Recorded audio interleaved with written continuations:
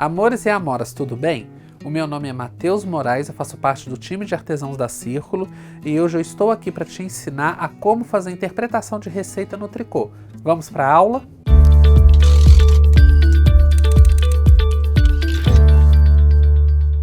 Bom, pessoal, um assunto que é bem interessante, né, e bem útil é a interpretação de receitas, não é?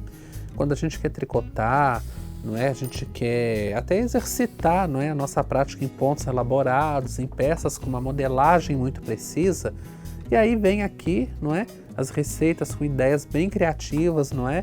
Para que a gente consiga, de repente, também passar com a prática, desenvolver as nossas receitas.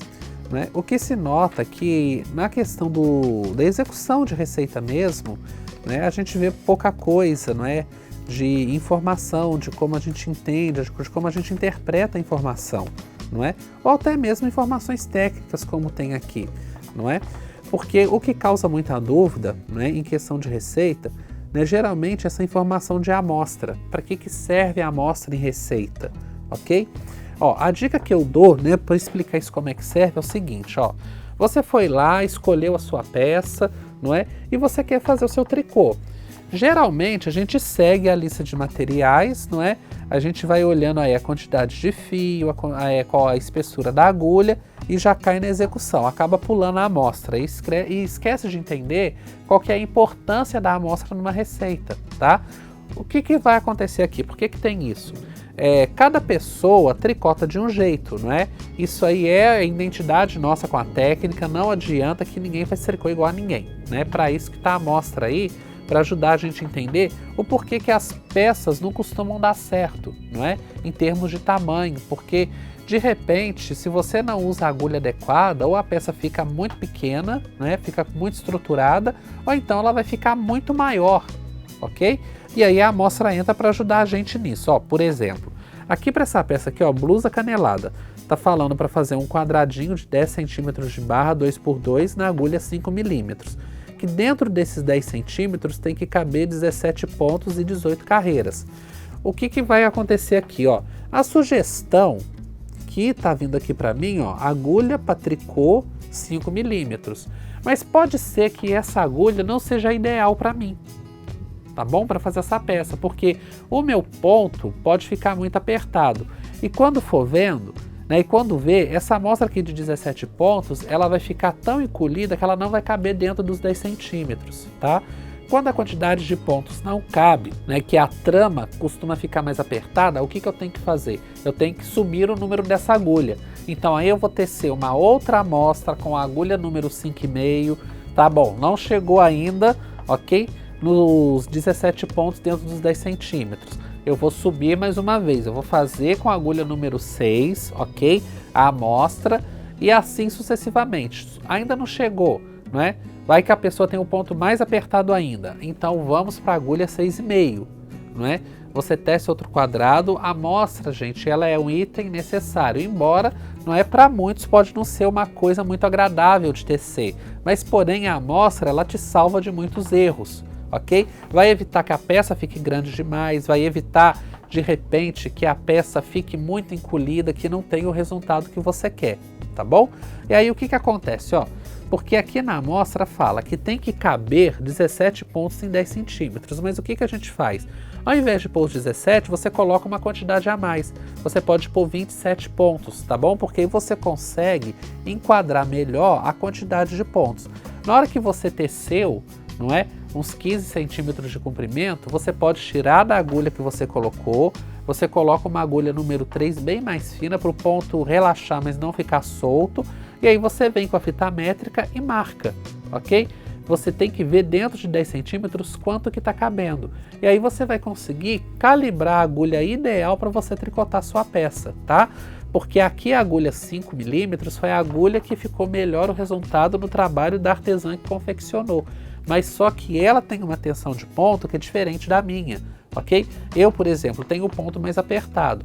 Então, para minha peça chegar nesse resultado aqui, com um pouco da prática que eu tenho, eu teria que usar a agulha 5,5 ou 6, porque eu sei que os 17 não vão caber, não é? Vai ficar muito encolhido com uma agulha número 5 dentro dos 10 centímetros, tá bom, pessoal?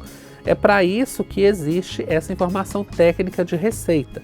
Agora, não existe um padrão ideal de escrever receita, porque cada pessoa escreve de um jeito. Cada pessoa expressa o seu conhecimento de uma maneira específica, de maneira com que ele acha que o outro vai entender aquilo da melhor forma possível. Um dos diferenciais que também ajuda muito no caso das revistas da Círculo são o quê?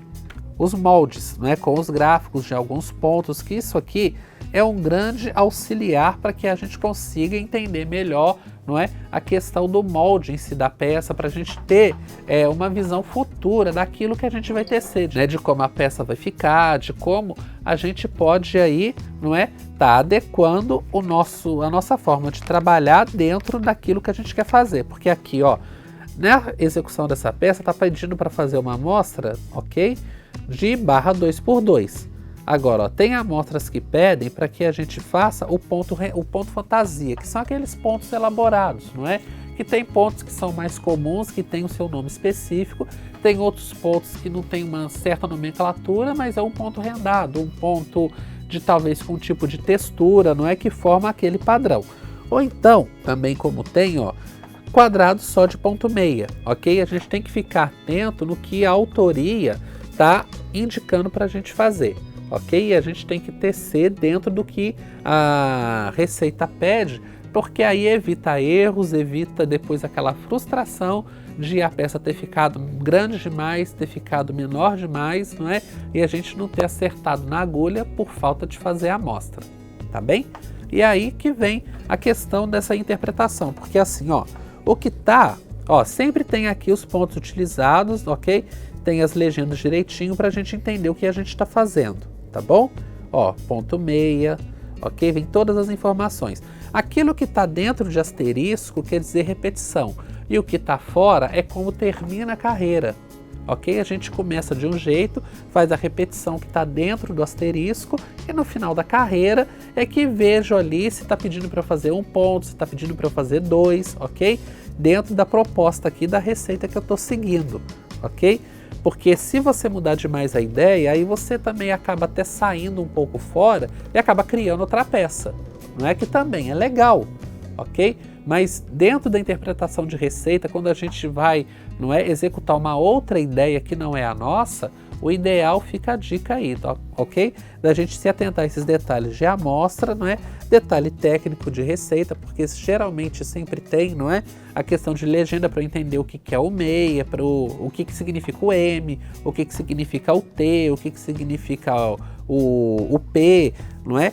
Tem essas informações para nós aí, tá bom? E o que está dentro do asterisco é repetição, fora do asterisco é início e o fim da carreira, tá bom? E aí fica a dica para que a gente possa aí confeccionar o nosso tricô da melhor forma e maneira possível, tá bem?